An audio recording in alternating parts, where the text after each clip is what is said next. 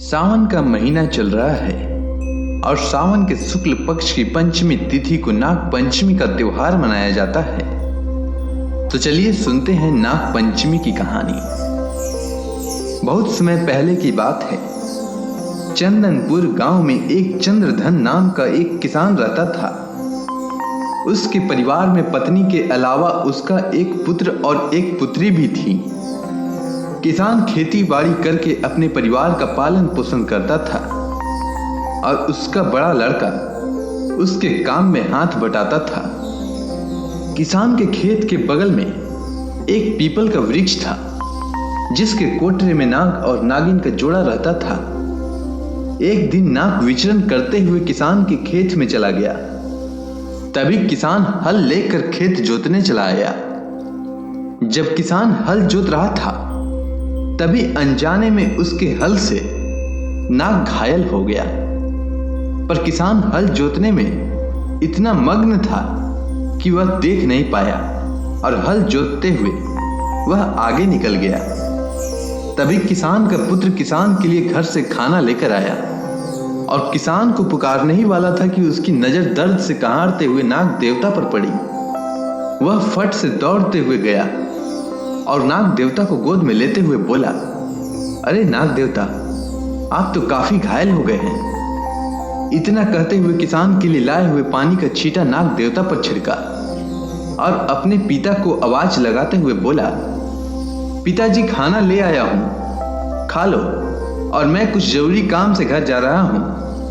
और फिर पिता के नजरों से बचाते हुए किसान का पुत्र नाग को लेकर घर आ गया और फिर नाग का इलाज किया और गाय का ताजा दूध निकालकर नाग को पिलाते हुए बोला, हे नाग देवता, जब तक आपका जख्म ठीक नहीं हो जाता तब तक आप हमारे यहां मेहमान हैं। जख्म ठीक होने के पश्चात आप अपने घर चले जाना। तब तक आप आराम कीजिए और मैं कुछ जरूरी काम निपटा कर आता हूं। इतना कहते हुए किसान का पुत्र कमरे से बाहर निकल गया। उधर नागिन नाग का राह देखते देखते थक गई। शाम हो गया तो उसे रहा नहीं गया और अपने पति के तलाश में निकल पड़ी। और जैसे ही नागिन किसान के खेत के रास्ते से गुजर रही थी कि उसकी नजर खून से सनी मिट्टी पर पड़ी, तो गुस्से से लाल होकर मन ही मन बुदबुदाई कि लगता है किसान और उसके बेटे ने मेरे नाग को मार दिया है। इतना विचार आते ही उसने किसान और उसके पुत्र से बदला लेने का निश्चय किया और किसान के घर की तरफ चल पड़ी। जब नागिन किसान के घर पहुंची तब रात्रि के 12 बज रहे थे और किसान का सारा परिवार गहरी नींद में सोए हुए थे। तभी नागिन ने मन ही मन बुदबुदाते हुए बोली, किसान, मैं तुम्हारे सारे परिवार को एक एक करके डसूंगी। तभी तुझे इस बात का एहसास होगा कि घर में किसी के मरने से इंसान को ही नहीं, हम जैसे जानवरों को भी कितना दर्द होता है। इसीलिए मैं आज रात तेरे बेटे को डसती हूं। इतना कहकर नागिन उसके बेटे के कमरे में गई। उधर मृत्यु से बेखबर किसान का पुत्र गहरी नींद में सो रहा था। यह देख नागिन की बाँछें खिल उठी कि मेरे बदले लेने का समय आ गया है। और फिर नागिन बिना देर किए किसान के पुत्र को डस लिया और वापस अपने कोठरे में आ गई। जब सुबह हुई तब किसान अपने पुत्र को जगाने उसके कमरे में गया और जगाने का बहुत प्रयत्न किया, परंतु लाख कोशिश करने के बाद भी उसका पुत्र नहीं जागा। तो वह इधर उधर देखने लगा। तभी उसकी निगाह उसके पैर पर नागिन के डसने वाली जगह पर पड़ी और यह देखते ही वह चिल्ला पड़ा, अरे कोई मेरे पुत्र को बचाओ, इसे तो सांप ने डस लिया है। इतना सुनते ही गांव के सारे लोग इकट्ठा हो गए और सारे गांव में हाहाकार मच गया।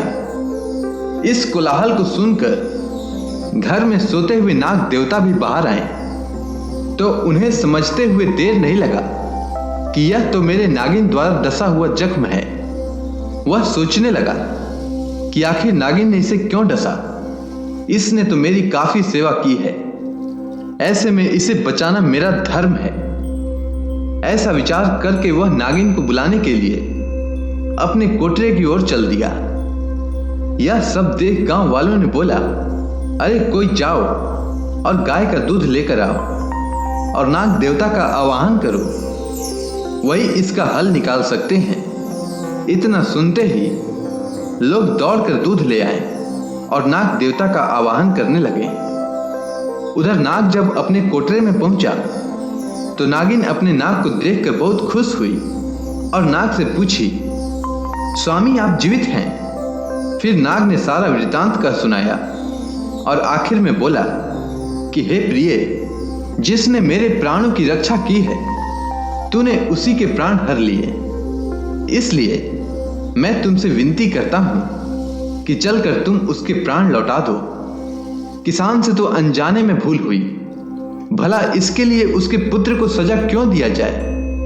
इतना सुनते ही नागिन ने कहा, हाँ नाथ, अवश्य।